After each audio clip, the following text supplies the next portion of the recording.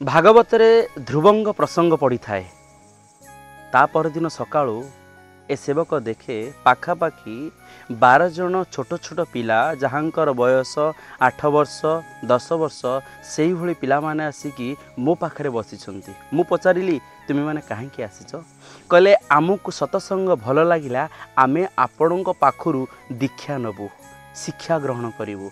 सेतेबेले मु तांको गोटे कथा कहली जे मु जने तुम भली साधारण पुओटीए मु तुमको कौन दे पारिबी। सेतेबेले से कहिले जे तुमे आमको एमिति किछि दियो जहा द्वारा आमे निजे निजको गढ़ी पारिबू जने भल मनीष हो पारिबू बापा मांकर सेवा करि पारिबू। आपण माने जो दृश्य को देखुछंती ए दृश्य सत आउ ए दृश्य को देखिबा परे आपण माने भी चिंता करंतु आपणक पुओ को आपणक झियो को किपरि गढ़िबे।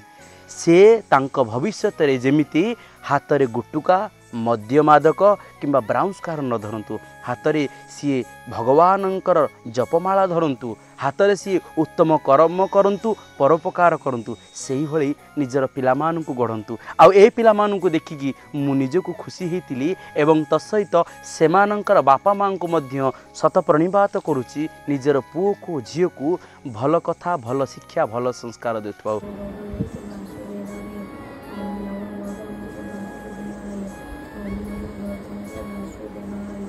रोहुची राधे राधे।